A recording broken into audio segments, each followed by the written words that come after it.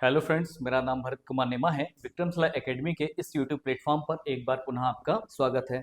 MPPSC 2025 की प्रारंभिक परीक्षा की तैयारी के लिए विक्रमशिला एकेडमी लेकर आया है एमसीक्यू की ये सीरीज, और इसी सीरीज का सेकंड लेक्चर आज आपके सामने प्रस्तुत है, जिसका संबंध वैदिक साहित्य से है। यदि आप प्रारंभिक परीक्षा के पुराने पेपर्स देखेंगे तो इस टॉपिक से कई सारे प्रश्न ऑलरेडी पूछे गए हैं। उन्हीं प्रश्नों को और उससे संबंधित अन्य महत्वपूर्ण प्रश्नों को आज हम डिस्कस करने वाले हैं। तो आइए हम प्रारंभ करते हैं। आज का पहला प्रश्न है, वैदिक साहित्य के भाग नहीं है। ऑप्शन है ब्राह्मण ग्रंथ, उपनिषद, वेद, पुराण। इस प्रश्न का सही आंसर होगा,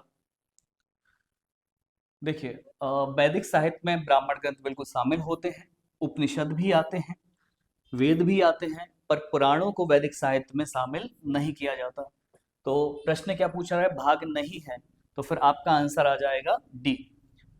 अब वैदिक साहित्य पर यदि हम बात करें तो वैदिक साहित्य का मतलब होता है वेदों से संबंधित साहित्य, और इस वैदिक साहित्य की रचना अगर आप देखेंगे तो इसकी रचना 1500 से 600 ईसा पूर्व के बीच हुई है। साथ ही साथ वैदिक साहित्य को बाद में मतलब गुप्त काल में लिपिबद्ध किया गया है, यह आपको याद रखना है। इस वैदिक साहित्य के अंतर्गत वेद आते हैं, वेद के बाद ब्राह्मण ग्रंथ आते हैं, उसके बाद अरण्यक आते हैं, उसके बाद उपनिषद आते हैं। ये क्रम आपको याद रखना है। वेद शब्द का अर्थ होता है ज्ञान। 4 वेद होते हैं जैसा कि आप जानते हो। हर वेद के अपने अपने ब्राह्मण ग्रंथ होते हैं। तो ब्राह्मण ग्रंथ क्या होते हैं? वेदों की गद्य व्याख्या ब्राह्मण ग्रंथ कहलाती है। जैसे पहले एमपीपीएससी में पूछा गया है ऋग्वेद का ब्राह्मण ग्रंथ कौन सा है, तो आपको याद रखना है ऋग्वेद का ब्राह्मण ग्रंथ ऐत्रेय और कौशिकी है। अरण्यक क्या होते हैं? अरण्य मतलब जंगल या वन। तो ऐसे ग्रंथ होते हैं जिन्हें जंगल में ही लिखा जाता है और जंगल में ही पढ़ा जाता है। इसके पश्चात उपनिषद क्या होते हैं? तो उपनिषद ध्यान रखिएगा, उपनिषद आध्यात्मिक ग्रंथ होते हैं। यदि हम अरण्यक और उपनिषद इन दो की बात करें तो इन दोनों में ही कुछ रहस्यवादी विषयों का वर्णन है, जैसे आत्मा, परमात्मा, जन्म, मृत्यु, है ना, इन सब के संबंध में दार्शनिक विचार प्रस्तुत किए गए हैं। ध्यान रखिएगा, उपनिषदों को वेदांत भी कहा जाता है, ये भी आपसे पूछा जा सकता है। ठीक है, वेदांत। चलिए, एक कुछ महत्वपूर्ण चीजें और आपको याद रखनी है, जैसे कि पुराण और स्मृतियां वैदिक साहित्य की भाग नहीं है। ठीक है, तो वैदिक साहित्य में वेद आएंगे, ब्राह्मण ग्रंथ, अरण्यक और उपनिषद आएंगे, परंतु पुराणों को और स्मृतियों को वैदिक साहित्य में शामिल नहीं किया जाता। दूसरी चीज जो आपको याद रखना है, शतपथ ब्राह्मण सबसे प्राचीन ब्राह्मण ग्रंथ है। तो पूछा जाता है कि सबसे प्राचीन ब्राह्मण ग्रंथ कौन सा है, तो शतपथ ब्राह्मण है। एक प्रश्न और यहाँ से पूछा जाता है कि वैदिक साहित्य में ऋग्वेद के पश्चात किसका स्थान है? तो ध्यान रखिएगा, वैदिक साहित्य में ऋग्वेद के पश्चात ब्राह्मण ग्रंथों में शतपथ ब्राह्मण का ही स्थान आता है। ठीक है, आइए अगले प्रश्न की तरफ चलते हैं। इसी प्रथम प्रश्न से कुछ और महत्वपूर्ण चीजें यदि हम देखें, चूंकि हमने देखा कि पुराण और स्मृतियां वैदिक साहित्य के भाग नहीं है ना, तो पुराणों में ऐसे टोटल 18 पुराण होते हैं, इन्हें महापुराण भी कहा गया है। और यहाँ से भी कुछ प्रश्न पूछे जाते हैं आपके प्रारंभिक परीक्षा में, जैसे कि जो विष्णु पुराण है, इससे किस वंश की जानकारी मिलती है? तो ध्यान रखिएगा, विष्णु पुराण से मौर्य वंश की जानकारी मिलती है। मत्स्य पुराण से सातवाहन वंश की जानकारी मिलती है, जिनको हम आंध्र सातवाहन भी कहते हैं। और वायु पुराण से गुप्त वंश की जानकारी आपको प्राप्त होती है। ये प्रश्न पूछे भी गए हैं, आगे पूछे जा सकते हैं। कुछ महत्वपूर्ण चीजें और आपको याद रखना है ना। यदि हम पुराणों में देखें, है ना, जो 18 पुराण है उसमें सबसे प्राचीन पुराण कौन सा है? तो ध्यान रखिएगा, विष्णु पुराण सबसे प्राचीन माना जाता है। दूसरा, ब्रह्म पुराण को आदि पुराण की संज्ञा दी जाती है। 18 पुराणों में ब्रह्म पुराण भी है, जिसको हम आदि पुराण कहते हैं। और तीसरी बात, ये जो 18 पुराण है, इसमें से यदि 6 पुराणों की हम बात करें तो इन 6 पुराणों से राजाओं की वंशावलियों के बारे में हमें जानकारी मिलती है। तो कौन से 6 पुराण हैं? तो मत्स्य, वायु, विष्णु, ब्राह्मण, भागवत और भविष्य पुराण। ये 6 पुराण आपको याद रखना है, जिनसे हमें राजाओं की वंशावलियां प्राप्त हो रही हैं। यदि हमने अभी जो बात की है ना, 3 राजवंशों की बात की, तो आपको एक छोटा सा चीज याद रखनी है। मौर्य वंश, है ना, सातवाहन वंश और गुप्त वंश, है ना। तो मौर्य वंश का जो अगर हम देखें साम्राज्य जो है, तो शुरुआत में मौर्य वंश के संस्थापक चंद्रगुप्त मौर्य हैं, और चंद्रगुप्त मौर्य के समय अफगानिस्तान से लेकर बंगाल तक का क्षेत्र और दक्षिण में कर्नाटक तक का क्षेत्र उनके साम्राज्य में शामिल था। और इसी मौर्य वंश में ध्यान रखिएगा, पहली बार अखिल भारतीय साम्राज्य की स्थापना होती है। सातवाहन वंश की बात करें तो सातवाहन वंश का जो साम्राज्य रहा है वो मुख्य रूप से महाराष्ट्र और उसके आसपास के क्षेत्र का था। और सातवाहन वंश के बारे में एक चीज और आपको याद रखना है, सातवाहनों ने उत्तर और दक्षिण भारत के बीच, उत्तर भारत और दक्षिण भारत के बीच में एक सेतु ब्रिज का काम किया है। गुप्त वंश की बात करें तो ध्यान रखिएगा, गुप्तों ने उत्तर भारत में एक विशाल साम्राज्य की स्थापना की है। इसके बाद देखते हैं, हमने ये पुराण के साथ साथ स्मृतियों की भी बात की थी जो वैदिक साहित्य के अंतर्गत नहीं आते हैं। तो स्मृतियों से संबंधित भी कई सारे प्रश्न पूछे गए हैं। तो ध्यान रखिएगा, सबसे प्राचीन स्मृति की यदि बात की जाती है तो आप जानते हैं मनुस्मृति है। तो मनुस्मृति की रचना कब शुरू हुई है ना, किस कालखंड में लिखी गई है? तो ध्यान रखिएगा, शुंग वंश के समय मनुस्मृति की रचना प्रारंभ हुई है। दूसरा प्रश्न यहाँ से आता है, किस वंश का मानद ग्रंथ मनुस्मृति है? तो ध्यान रखिएगा, शुंग वंश का मानद ग्रंथ मनुस्मृति है। यावलक्की स्मृति है ना, इसकी रचना पूर्व गुप्त काल में की गई है। नारद, बृहस्पति और कात्यायन, इन 3 स्मृतियों की रचना गुप्त काल में की गई है, ये आपको याद रखना है। चलिए, आज के लेक्चर का सेकंड प्रश्न क्या है, हम बात करते हैं। निम्नलिखित कथनों पर विचार कीजिए। स्टेटमेंट है, पहला है वैदिक साहित्य को उत्तर वैदिक काल में लिपिबद्ध किया गया है। दूसरा स्टेटमेंट है, वेदों को संहिता नाम से भी जाना जाता है। पूछा गया है कि कौन सा कथन सत्य है, तो सही कथन की पहचान करना है। तो आइए देखते हैं।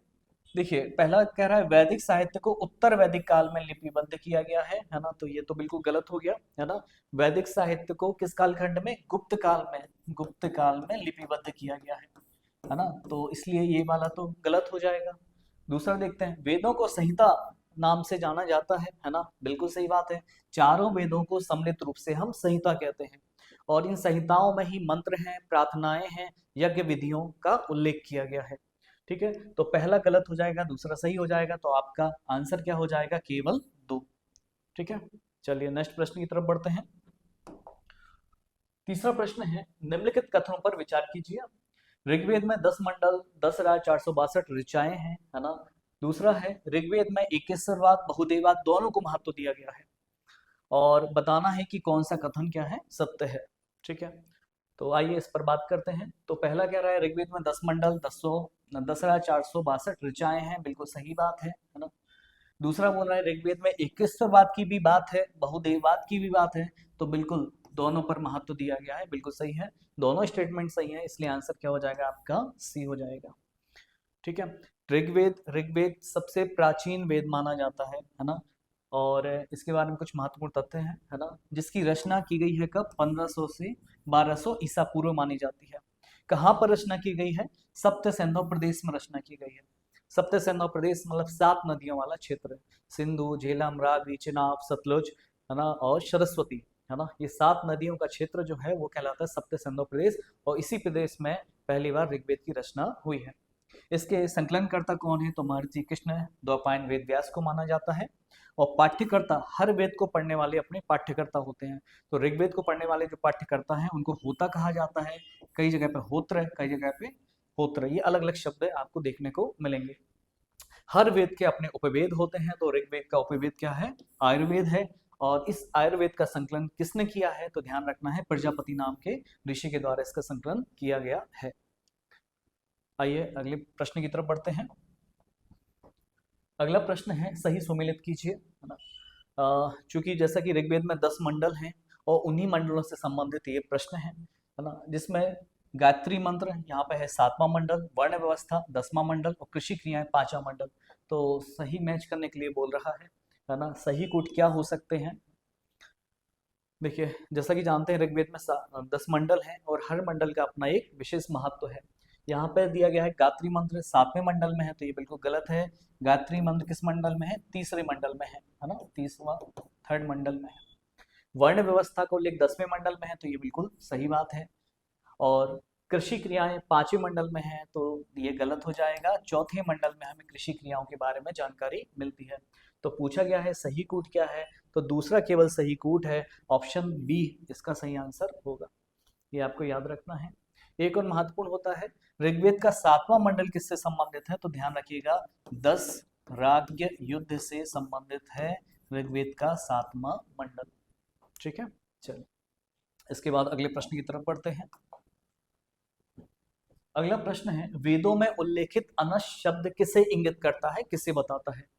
तो ऑप्शन ए है सप्त सिंधु प्रदेश के स्थानीय लोगों के लिए, ऑप्शन बी है भारत की जनजातियों के लिए, ऑप्शन सी है आर्यों के लिए, ऑप्शन डी है इनमें से कोई नहीं। तो इस प्रश्न का सही आंसर होगा ए, सप्त सिंधु प्रदेश के स्थानीय लोगों के लिए। देखिए अनश जो शब्द है, ये अनश शब्द का मतलब ही होता है मूल निवासी, स्थानीय निवासी। तो जब आर्य भारत की तरफ आए हैं, मैक्स मुलर की थ्योरी के यदि अनुसार हम बात करें, तो आर्य भारत की तरफ आते हैं और सबसे पहले सप्त सिंधु प्रदेश में निवास करते हैं। तो आर्यों के पहले वहां पर जो लोग रहते होंगे, जो स्थानीय लोग रहते होंगे, उनके लिए ही वेदों में एक शब्द आया है जिसका नाम है अनस। ठीक है, कई जगह पे अनस शब्द को आर्यों के शत्रुओं के लिए भी प्रयोग किया गया है, ये आपको याद रखना है। अगले प्रश्न की तरफ बढ़ते हैं। अगला प्रश्न है, निम्नलिखित में से वैदिक काल में लिखे गए ग्रंथों का सही क्रम है? ऑप्शन ए है वेद, ब्राह्मण, वेद, अरण्यक, ब्राह्मण और उपनिषद। ऑप्शन बी है वेद, उपनिषद, ब्राह्मण, अरण्यक। ऑप्शन सी है उपनिषद, वेद, ब्राह्मण, अरण्यक। और ऑप्शन डी है वेद, ब्राह्मण, अरण्यक, उपनिषद। तो इस प्रश्न का सही आंसर होगा, आंसर डी होगा वेद। चूंकि हमने पहली बात करी है, वैदिक साहित्य का एक क्रम है, इसमें पहले वेद आते हैं, वेदों के बाद ब्राह्मण ग्रंथ आते हैं, ब्राह्मण ग्रंथों के बाद अरण्यक आते हैं, अरण्यक के बाद उपनिषद आते हैं। ठीक है, ये आपको याद रखना है। अगला प्रश्न है, सही मिलान नहीं है पूछा है। इसमें वेद और उपवेद का सही मिलान करना है। हर वेद के अपने उपवेद होते हैं, जैसे यजुर्वेद का धनुर्वेद, ऋग्वेद का आयुर्वेद, अथर्ववेद का गोपथ और सामवेद का गंधर्ववेद। तो कौन सा सही मिलान नहीं है? तो आंसर देखते हैं। देखिए अथर्ववेद का लिखा है गोपथ, है ना, तो ये सही मिलान नहीं है ना। यहाँ पे पूछा क्या गया था, उपवेद, है ना, और ये जो गोपथ है ना, ये उपवेद के अंतर्गत नहीं है। गोपथ एक ब्राह्मण ग्रंथ है ना। तो अथर्ववेद का ब्राह्मण ग्रंथ गोपथ ब्राह्मण होता है, पर यहाँ पे उपवेद पूछा गया है। हर वेद के अपने उपवेद होते हैं, जैसे ऋग्वेद का आयुर्वेद है, यजुर्वेद का धनुर्वेद है, सामवेद का गंधर्ववेद है। ऐसे ही अथर्ववेद का उपवेद कौन सा होता है, शिल्पवेद, शिल्पवेद। ठीक है, और हर वेद के उपवेद को संकलन करने वाले ऋषि को भी आपको याद रखना है। जैसे कि यदि हम बात करें ऋग्वेद का उपवेद आयुर्वेद है ना, और यहाँ पे प्रजापति को संकलन करता माना जाता है आयुर्वेद का। यजुर्वेद का उपवेद धनुर्वेद है, तो यहाँ पे विश्वामित्र को संकलन करता माना जाता है ना। सामवेद का उपवेद गंधर्ववेद है, तो यहाँ पे नारद नाम के ऋषि को, है ना, संकलन करता माना जाता है। और अथर्ववेद का उपवेद गोपथ है ना, सॉरी, अथर्ववेद का उपवेद शिल्पवेद है। तो यहाँ पे शिल्पवेद के जो संकलन करता है वो है विश्वकर्मा नाम के ऋषि, विश्वकर्मा। ये आपको याद रखना है। चलिए अगले प्रश्न की तरफ बढ़ते हैं। अगला प्रश्न है, सही मिलान नहीं है ना, वेद और उनसे संबंधित ब्राह्मण ग्रंथ, है ना, यहाँ पर है। देखिए ऋग्वेद का ब्राह्मण ग्रंथ यहाँ लिखा है ऐत्रेय ब्राह्मण, सामवेद का गोपथ ब्राह्मण, अथर्ववेद का कौशिकी ब्राह्मण और यजुर्वेद का शतपथ ब्राह्मण। तो क्या सही मिलान नहीं है ना, आइए हम देखते हैं। देखिए ऋग्वेद का ब्राह्मण ग्रंथ ऐत्रेय ब्राह्मण है, तो बिल्कुल ये तो सही लिखा हुआ है, बिल्कुल सही है। सामवेद का ब्राह्मण गोपथ ब्राह्मण नहीं, अथर्ववेद का ब्राह्मण ग्रंथ होता है गोपथ ब्राह्मण, तो ये तो गलत हो जाएगा। यहाँ पे अथर्ववेद को कौशिकी ब्राह्मण है, जबकि कौशिकी ऋग्वेद का ब्राह्मण ग्रंथ होता है ना, तो ये भी गलत हो जाएगा। और यजुर्वेद का ब्राह्मण शतपथ ब्राह्मण है, बिल्कुल सही बात है ना। तो पूछा क्या गया है, सही मिलान नहीं है, तो दूसरा और तीसरा नहीं है। ऑप्शन में इसमें नहीं है, बट इसका सही आंसर होगा केवल 2 और 3। ठीक है, ये आपको याद रखना है। चलिए आगे बढ़ते हैं। ये ध्यान रखिएगा, हर वेद के ब्राह्मण ग्रंथ है, तो ऐत्रेय की, ऋग्वेद के ब्राह्मण ग्रंथ ऐत्रेय और कौशिकी हैं, यजुर्वेद के शतपथ ब्राह्मण है, तैत्रेय ब्राह्मण है, सामवेद का पंचविश ब्राह्मण है और जैमिनीय ब्राह्मण है, और अथर्ववेद का गोपथ ब्राह्मण है। ये एमपीपीएससी में पूछे जाते हैं। यहाँ से कुछ और प्रश्न भी बनते हैं। देखिए जो शतपथ ब्राह्मण ग्रंथ है ना, इससे कुछ चीजें आपको याद रखना है। पहली बात तो शतपथ ब्राह्मण यजुर्वेद का ब्राह्मण ग्रंथ है ना। दूसरी बात है ऋग्वेद के पश्चात शतपथ ब्राह्मण का ही स्थान आता है। तीसरी बात, इसी शतपथ ब्राह्मण में यज्ञ के बारे में बताया गया है ना। तो अश्वमेध और वाजपेय यज्ञों का इसमें वर्णन मिलता है। तो आप लिख सकते हैं अश्वमेध वाजपेय यज्ञों का वर्णन यहाँ पे मिलता है। ठीक, अश्वमेध यज्ञ जो है ध्यान रखिएगा राज्य विस्तार के लिए किया जाने वाला यज्ञ है, और वाजपेय यज्ञ मनोरंजन के लिए किया जाने वाला यज्ञ है। दूसरी बात है इसी शतपथ ब्राह्मण में स्त्रियों को पुरुषों की अर्धांगिनी कहा गया है। पुरुषों की अर्धांगिनी कहा गया है। अर्धांगिनी कहा गया है। यह भी आपके लिए महत्वपूर्ण है, पूछा जाता है। दूसरी बात है ना, यहाँ से कुछ और प्रश्न आते हैं, जैसे जो ऐत्रेय ब्राह्मण ग्रंथ है, ऐत्रेय ब्राह्मण, तो यहाँ से भी 2 प्रश्न पूछे जाते हैं, क्योंकि ऐत्रेय ऋग्वेद का ब्राह्मण ग्रंथ है और ये कुछ और महत्वपूर्ण चीजों के बारे में भी बताता है। ध्यान रखिएगा राज्य की उत्पत्ति कैसे हुई है ना। तो राज्य की उत्पत्ति के सिद्धांत को बताने वाला ब्राह्मण ग्रंथ है ऐत्रेय ब्राह्मण, यही पूछा जाता है। दूसरा यहाँ से पूछा जाता है राजा के क्या कर्तव्य हैं, इनको भी ऐत्रेय ब्राह्मण में डिफाइन किया गया है। तो राजा के कर्तव्यों का वर्णन, राजा के कर्तव्यों का वर्णन भी हमें ऐत्रेय ब्राह्मण से प्राप्त होता है। ठीक है, और राजा फिर कई सारी उपाधियां धारण करने लगा धीरे धीरे समय समय के साथ साथ, है ना। तो उन उपाधियों का वर्णन भी हमें ऐत्रेय ब्राह्मण में मिलता है। तो राजा की उपाधियों का वर्णन भी हमें कहाँ मिलता है, ऐत्रेय ब्राह्मण में मिलता है। यहाँ से प्रश्न पूछे जा सकते हैं। आइए आगे बढ़ते हैं। इसके बाद अगला प्रश्न है ऋग्वेद का कौन सा सूक्त ब्रह्मांड और ब्रह्मांड की उत्पत्ति से संबंधित है। तो जैसे पुरुष सूक्त है ऑप्शन ए में, बी में है विवाह सूक्त है, सी नासदीय सूक्त है, और डी देव स्तुति परक सूक्त है। तो इस प्रश्न का सही आंसर होगा आंसर सी, नासदीय सूक्त। तो ऋग्वेद में कई सारे सूक्त हैं और इन्हीं में से जो 129वां सूक्त है उसको कहते हैं नासदीय सूक्त, और इसी नासदीय सूक्त में हमें ब्रह्मांड और ब्रह्मांड की उत्पत्ति के बारे में जानकारी मिलती है। देखिए ऋग्वेद में एकेश्वरवाद और बहुदेववाद दोनों हैं, है ना। तो एकेश्वरवाद की भी जानकारी हमें यदि पूछा जाए तो नासदीय सूक्त से ही मिलती है, ये आपको याद रखना है। चलिए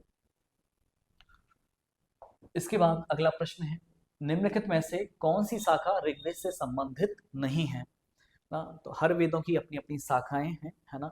ऋग्वेद की 5 शाखाएं हैं, उसी से संबंधित ये प्रश्न है। तो ऑप्शन ए है शाक्लायन, दूसरा है वाष्कलायन, तीसरा है जैमिनीय, चौथा है आश्वलायन। तो इस प्रश्न का सही आंसर होगा जैमिनीय। जैमिनीय ऋग्वेद की शाखा नहीं है। तो आइए इस पर हम बात करते हैं। देखिए हर वेद की अपनी अपनी शाखाएं हैं, जैसा मैंने कहा। तो ऋग्वेद की 5 शाखाएं हैं, जिसमें शाक्लायन, वाष्कलायन, आश्वलायन, सांख्यलायन और मांडुकायन होती हैं। यजुर्वेद की शाखा होती है कृष्ण यजुर्वेद और शुक्ल यजुर्वेद, ये 2 शाखाओं में विभाजित किया गया है। सामवेद के अंतर्गत कैथुम, जैमिनीय और राणायनीय, ये 3 शाखाएं आती हैं। और अथर्ववेद की शाखा है सौनक और पेंपलाग। ठीक है, ये आपको याद रखना है। तो प्रश्न में जैमिनीय है जो ऋग्वेद की शाखा ना होकर सामवेद की शाखा है। यहाँ से एक प्रश्न और बनता है। देखिए यजुर्वेद में कृष्ण यजुर्वेद, शुक्ल यजुर्वेद, ये 2 शाखाएं होती हैं। तो ध्यान रखिएगा ये जो कृष्ण यजुर्वेद है ये दक्षिण भारत में प्रचलित है। ये शाखा कहाँ, दक्षिण भारत में प्रचलित है। और उत्तर भारत की बात करें, है ना, तो उत्तर भारत में शुक्ल यजुर्वेद की शाखा प्रचलित है, ये आपको याद रखना है। चलिए इसके बाद अगला प्रश्न है निम्नलिखित कथनों पर विचार कीजिए। पहला स्टेटमेंट है ऋग्वेद में 33 करोड़ देवी देवताओं का उल्लेख है। दूसरा है ऋग्वेद के 3 प्रमुख देवता क्रमशः इंद्र, अग्नि और प्रजापति हैं। सही कथन बताना है आपको, कौन सा कथन सत्य है, देखते हैं। देखिए ऋग्वेद में 33 करोड़ देवी देवताओं का उल्लेख है ना। तो यहाँ पे ये गलत हो जाएगा कि करोड़ करोड़ ना होकर यहाँ पे लिखा है कोटि। कोटि, और कोटि का मतलब क्या होता है, कोटि का मतलब होता है प्रकार। ठीक है, तो ध्यान रखना ऋग्वेद में 33 प्रकार के देवी देवता हैं, ना कि करोड़ देवी देवता हैं। ठीक है, तो स्टेटमेंट तो ये हो जाएगा गलत। दूसरा है ऋग्वेद के 3 प्रमुख देवता क्रमशः इंद्र, अग्नि और प्रजापति हैं, है ना। तो इंद्र है, अग्नि है, प्रजापति नहीं है। ठीक है, प्रजापति का महत्व उत्तर वैदिक काल में हो जाएगा, है ना। ऋग्वैदिक काल में की जानकारी हमें ऋग्वेद से प्राप्त होती है, और जब उत्तर वैदिक काल में अन्य वेद आ जाएंगे, है ना, तब प्रजापति का महत्व बढ़ जाएगा। तो यदि पूछा जाता है ऋग्वैदिक काल के या ऋग्वेद में उल्लेखित 3 प्रमुख देवता कौन से हैं, तो आपके सबसे पहले आ जाएगा इंद्र, उसके बाद आ जाएगा अग्नि, और उसके बाद आ जाएगा वरुण।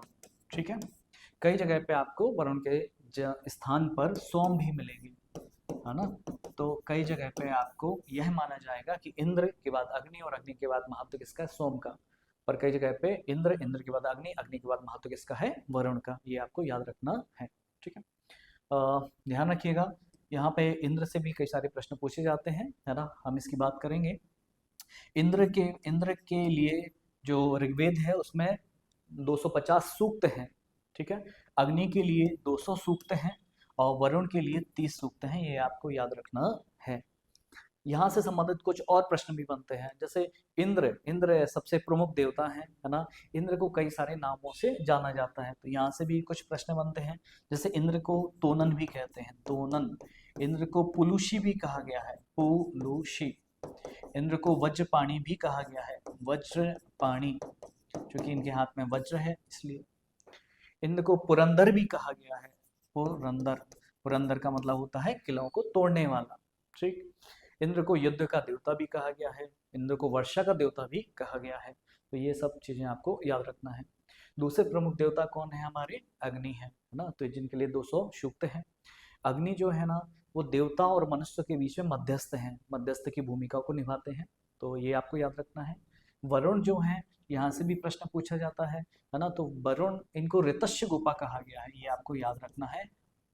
ऋतस्य गोपा, ऋतस्य गोपा, ऋत और तस्य, ऋतस्य गोपा। देखिए, वरुण नैतिक आचरण के देवता माने जाते हैं, और कहा जाता है कि वरुण केवल यज्ञ से प्रसन्न नहीं होते। वरुण को यदि प्रसन्न करना है तो आपको अपना नैतिक आचरण अच्छा रखना होगा, इसलिए उनको ऋतस्य गोपा कहा गया है। तो ये प्रश्न आप याद रखिएगा। आगे बढ़ते हैं। जैसा कि मैंने बताया आपको कि ऋग्वेद में 33 प्रकार के देवी देवता हैं, और इन्हीं देवी देवताओं को 3 कैटेगरी में डिवाइड किया गया है। तो एक आकाश के देवता हैं, अंतरिक्ष के देवता हैं, और पृथ्वी के देवता हैं। ध्यान रखिए, आकाश के देवताओं में जैसे सूर्य, वरुण, मित्र, पूषण, अश्विन, है ना, विष्णु और उषा, इनको रखा गया है। अंतरिक्ष के देवताओं में इंद्र, रुद्र, मरुत, वायु, यम, प्रजापति और पर्जन्य को रखा गया है। और पृथ्वी के देवताओं में खुद पृथ्वी है, अग्नि, सोम, बृहस्पति और सरस्वती को रखा गया है। इस पर हम आगे और भी वीडियो बनाएंगे। ध्यान रखिएगा, एक प्रश्न और यहाँ से पूछा जाता है, ऋग्वेद के सबसे प्राचीन देवता कौन है। तो सबसे जो प्राचीन देवता का नाम आता है, उनका नाम है घौ, या इन्हीं घौ को क्या कहा जाता है, घोष भी कहा जाता है। ये आपको याद रखना है। ठीक है, आगे बढ़ते हैं। इसके बाद है अगला प्रश्न है, निम्नलिखित में से किस शाखा को वाजनेय संहिता भी कहा जाता है। ठीक है, ऑप्शन है कृष्ण यजुर्वेद, शौनक, शुक्ल यजुर्वेद और अश्वलायन। तो इस प्रश्न का सही आंसर होगा शुक्ल यजुर्वेद। तो ध्यान रखिएगा, यजुर्वेद की 2 शाखाएं हैं, कृष्ण यजुर्वेद और शुक्ल यजुर्वेद।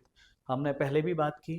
तो जो कृष्ण यजुर्वेद है वो दक्षिण भारत में प्रचलित है, शुक्ल यजुर्वेद उत्तर भारत में प्रचलित है ना। तो ये जो शुक्ल यजुर्वेद है, इसी को हम क्या कहते हैं, वाजनेय संहिता के नाम से जानते हैं, और यही वाजनेय संहिता असली में यजुर्वेद की शाखा कहलाती है।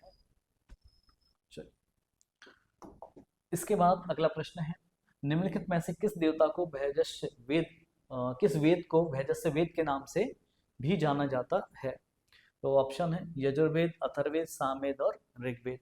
तो इस प्रश्न का सही आंसर होगा अथर्ववेद। अथर्ववेद को कई अलग अलग नामों से जाना जाता है, जिसमें वैजस्य वेद भी है, ब्रह्म वेद के नाम से भी अथर्ववेद को जाना जाता है। अथर्ववेद एक भौतिकवादी वेद है, जिसमें आपके कई सारे दार्शनिक विषयों का भी वर्णन है, आत्मा, परमात्मा, जन्म, मृत्यु, साथ ही साथ कई अन्य विषयों का वर्णन है, वशीकरण, विवाह है, तलाक संबंधी, साथ ही साथ राष्ट्रभाषा, राष्ट्र प्रेम, देश प्रेम की बात भी अथर्ववेद में की गई है। 4 वेदों में सबसे प्राचीन वेद ऋग्वेद है, सबसे बाद का वेद जो कहलाता है वो अथर्ववेद कहलाता है। अथर्ववेद को काला वेद भी कहा जाता है, ये भी आपको याद रखना है। अगला प्रश्न देखते हैं। अगला प्रश्न है वेदांग में शामिल नहीं है। ऑप्शन है शिक्षा, बी ज्योतिष, सी वेदांत, डी है व्याकरण। ठीक है, इस प्रश्न का सही आंसर क्या होगा देखते हैं। देखिए वेदांत के अंतर्गत वेदांत शामिल नहीं है ना। वेदांग क्या होते हैं? वेदांग होते हैं 6 वेदों के अंग कहलाते हैं वेदांग। ठीक है, तो 6 वेदांग हैं जिसमें शिक्षा, ज्योतिष, कल्प, व्याकरण, नृत्य और छंद आते हैं। और जबकि वेदांत जो है ये दर्शन है ना, ये दर्शन है। इसकी बात जैसे हम यहाँ पे करते हैं तो ध्यान रखिएगा, ये वेदांगों की संख्या कितनी है? 6 वेदों के अंग हैं। शिक्षा, इस शिक्षा वेदांत के अंतर्गत वैदिक वाक्यों की स्पष्ट उच्चारण है ना कैसे किए गए हैं उनका वर्णन है। कल्प के अंतर्गत वैदिक कर्म कांडों को संपन्न कराने के लिए जो नियम फॉलो किए जाते हैं उनका वर्णन है। व्याकरण के अंतर्गत संधि, समास, तत्सम, तद्भव इन सब चीजों का उल्लेख है। नृत्य के अंतर्गत यह बताया गया है कि शब्दों की उत्पत्ति कैसे हुई है, निर्वचन से संबंधित कौन से नियम आते हैं। यहाँ से एक प्रश्न और पूछा जाता है, ध्यान रखिएगा, भाषा शास्त्र का प्रथम ग्रंथ कौन सा माना जाता है? तो ध्यान रखिए, नृत्य को भाषा शास्त्र का प्रथम ग्रंथ माना जाता है। और इसकी रचना किसने करी है? तो यास्क द्वारा इसकी रचना की गई है। इसके बाद है छंद है ना, तो आप जानते हैं कि कई सारे छंदों का उल्लेख है ना इसमें किया गया है। यहाँ से भी प्रश्न आता है। छंद शास्त्र जो सबसे प्रसिद्ध है वो पिंगल नाम के ऋषि का छंद शास्त्र है। और ज्योतिष या ज्योतिष शास्त्र से संबंधित है। इसी ज्योतिष के सबसे पुराने प्राचीनतम आचार्य कौन है, ये प्रश्न पूछा जाता है। तो आपको ध्यान रखना है, लगध मुनि सबसे प्राचीनतम आचार्य है। ठीक है, इसी कल्प से यहाँ पे जो शिक्षा, कल्प, व्याकरण, नृत्य और छंद है, तो यहाँ कल्प से आगे जाकर कल्प सूत्र साहित्य का विकास हो जाएगा महाजनपद काल में। तो अलग अलग कल्प सूत्र साहित्य रहेंगे, जैसे धर्म सूत्र, गृह सूत्र, शुल्ब सूत्र और स्रोत सूत्र। तो इन सूत्र का विकास कल्प सूत्र साहित्य के अंतर्गत ही हुआ है, यह आपको याद रखना है। इसके बाद अगला प्रश्न है, उपनिषदों से संबंधित निम्नलिखित कथनों पर विचार कीजिए। पहला स्टेटमेंट है, उपनिषदों में यज्ञ की तुलना टूटी नाव से की गई है। और दूसरा है, उपनिषद आध्यात्मिक ग्रंथ है। तो कौन से कथन सत्य है? 1, 2 या दोनों या कोई नहीं? तो इस प्रश्न का उत्तर देखते हैं हम। देखिए, उपनिषदों में यज्ञ की तुलना टूटी नाव से की गई है, बिल्कुल सही बात है ना, हम बात करेंगे अभी इस पर। और दूसरा है, उपनिषद आध्यात्मिक ग्रंथ है, ये भी बिल्कुल सही बात है, दोनों सही है, इसलिए आंसर क्या हो जाएगा? सी हो जाएगा। ठीक है, तो वैदिक साहित्य में मैंने बताया अरण्य के पश्चात उपनिषद का ही स्थान आता है। उपनिषद का शाब्दिक अर्थ होता है ब्रह्म की विद्या प्राप्त करने के लिए शिष्य का गुरु के समीप बैठना।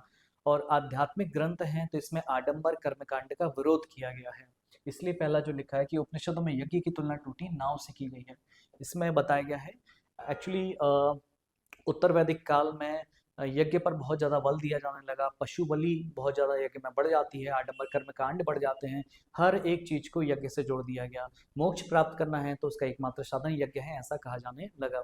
तो ऋषियों का एक वर्ग जो आडंबर कर्मकांड का विरोध करता था, उन्होंने आध्यात्मिक परंपरा को शुरू किया है ना, और उसके अंतर्गत कई सारे ग्रंथ लिखे गए जिन्हें कहा गया उपनिषद, जिसमें यज्ञ की आलोचना की गई है।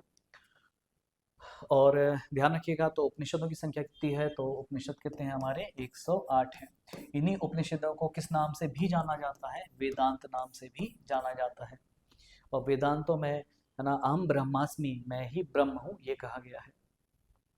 इसी वेदांत को आधार बनाकर आगे जाके शंकराचार्य ने अद्वैतवाद सिद्धांत की स्थापना की है, रामानुजाचार्य ने विशिष्ट द्वैतवाद की स्थापना की है, माधवाचार्य ने द्वैतवाद की स्थापना की है। ऐसे अलग अलग दर्शन आगे जाके आपको उपनिषदों से संबंधित मिलेंगे। चलिए आगे बढ़ते हैं। अगला प्रश्न है, निम्नलिखित कथनों पर विचार करें। वैदिक साहित्य में ऋग्वेद के पश्चात ऐत्रेय ब्राह्मण का स्थान है। और दूसरा स्टेटमेंट है, सद्वत ब्राह्मण में स्त्री को पुरुष की अर्धांगिनी कहा गया है, क्योंकि हम दोनों पर ही विचार पहले कर चुके हैं। कौन सा कथन सत्य होगा? केवल एक, केवल दो, दोनों या कोई नहीं? तो इस प्रश्न का सही आंसर क्या होगा, आइए हम देखते हैं। वैदिक साहित्य में ऋग्वेद के पश्चात ऐत्रेय ब्राह्मण का स्थान है, बिल्कुल गलत है। ऐत्रेय ब्राह्मण के स्थान पर सतपथ का स्थान है। तो ऋग्वेद के बाद क्या आता है वैदिक साहित्य में? सतपथ ब्राह्मण आता है, तो ये वाला स्टेटमेंट तो गलत हो जाएगा। दूसरा, सतपथ ब्राह्मण में स्त्री को पुरुष की अर्धांगिनी कहा गया, बिल्कुल सही बात है ना, तो पहला गलत, दूसरा सही हो जाएगा, तो केवल 2 इसका आंसर हो जाएगा। तो आज के लिए फिर इतना ही है ना। मैं आशा करता हूँ कि जो मैंने समझा है आप सभी को समझ में आया होगा। एमसीक्यू की सीरीज में तीसरे लेक्चर के लिए हम आगे मिलते हैं। आप सभी का धन्यवाद।